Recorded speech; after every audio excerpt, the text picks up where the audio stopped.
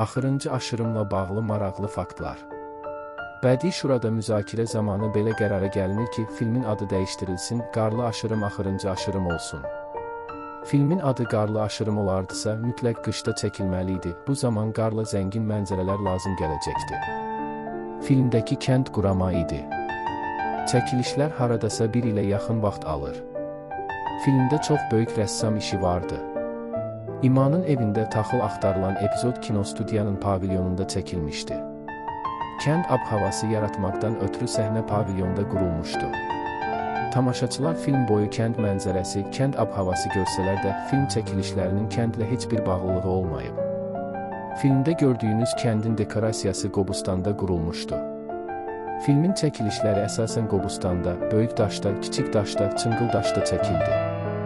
Demək olar, filmin çəkilişləri əsasən Bakıda və Qobustanda aparılıb. Filmin kəndlə heç bir əlaqəsi yox idi. Orada adı çəkilən Qaraqaya adlı yer də Qobustandadır. Filmdə qəbristanlıq səhnəsi də dekorasiyadır. Film başdan başa improvizələrlə doludur. Olur ki, çəkiliş meydanında adi gün işığının düşməsi, relyef, adi bir daş parçası mükəmməl improvizələrə səbəb ola bilir. Qobustan səhnələrində asma körpü, banditlərin sığındığı kəndlər hamısı improvizələr idi. Qəbristanlıq səhnəsi də rəssamlar tərəfindən qurulur.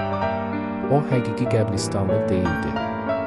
Çəkilişdə istifadə olunan silahlar olduqca təhlükəli idi. Filmdə istifadə edilən silahlar dövrün, zamanın tələblərinə uyğun istifadə edilən həqiqi silahlardır və müəyyən qədər təhlükəli sayılırdı. Həsən Məmmədov qayadan özü yıxıldı. Abbasqulu bəyin güllələndiyi səhnədə aktyorun bədənində detonasiya quruldu, ora qanla bağlı əlavə rənglər də qoyuldu. Belə çəkilişlər aktyordan böyük məharət tələb edir. Aktyor plastika baxımından, aktyor oyunu baxımından mükəmməl olmalı idi.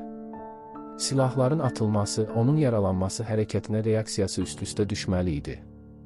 Həsən Məmmədov da öz rolunun öhdəsindən çox böyük məharətlə gəldi. Filmdə hündür görünsə də o qədər də hündür yer deyildi. Həsən Məmmədovun mükəmməl plastikası vardı və o, Azərbaycan film tarixində əvəz olunmazdır.